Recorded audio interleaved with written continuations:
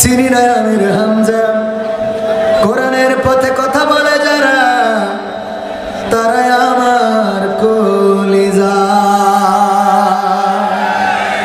আমরা ভালোবাসি কিসের জন্যে? কিসের জন্যে? আমি চিনি না আজারি, চিনি না আনসারি, চিনি না আমির হামজা। কোরআনের পথে কথা বলে যারা, তারাই আমার কলিজা। আমরা চিনি না আজারি, চিনি না আনসারি, চিনি না আমির হামজা। কোরআনের পথে কথা বলে যারা, তারাই আমাদের কলিজা। বলো কেমন করে ভুলবো তাদের, যদিও বলো ভুলে যা। বলো কেমন করে ভুলি গো তাদের, যদিও বলো ভুলে যা। আমরা চিনি না সাইদি, চিনি না সাইফি, চিনি না আমির হামজা।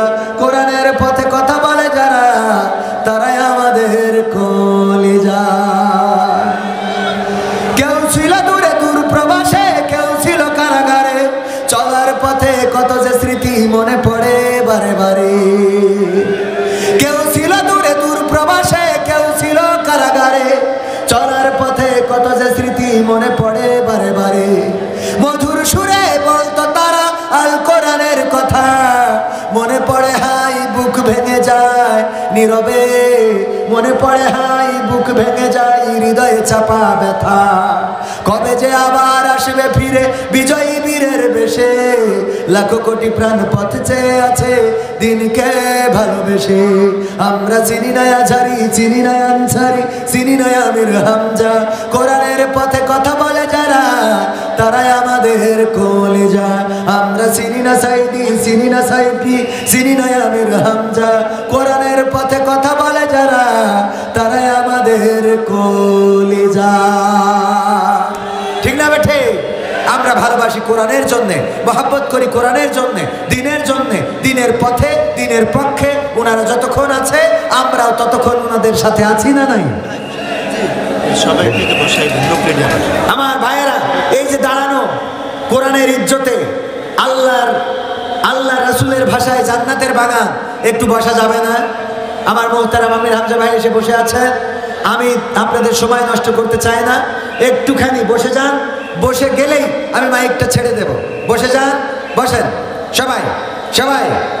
আগামীতে আবার দেখা হবে আপনাদের সাথে ইনশাআল্লাহ। হামজা ভাই কথা বলবেন, একটু বসার জন্য বিনীতভাবে আপনাদের পায়ে হাত রেখে বলছি। এ পাশে দাঁড়ানো আমার যুবকেরা, আপনাদের পায়ে হাত রেখে বলছি। আমার কলিজার টুকরারা, একটু বসার জন্য বলছি। সম্মানিত ভাইয়েরা আমার, এই ক্যামেরাম্যান, এই পরে এসে সামনের পরে নিয়ে চলে আসেন। আপনাদের তো আকলের সমস্যা। ফার্স্টে বসালে তো ঠিক আছে। নেন সবাই বসেছেন? সবাই।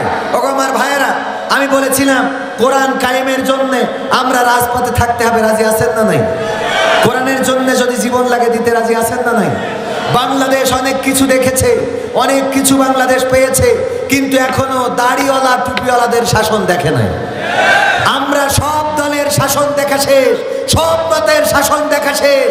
আমরা সব রকমের মন্ত্রী প্রধানমন্ত্রী দেখেছি। এখন একটা সিদ্ধান্ত নিতে হবে, সব কিছু দেখা শেষ, সব দলের বাজার শেষ। আগামীর বাংলাদেশ দাড়ি টুপির বাংলাদেশ।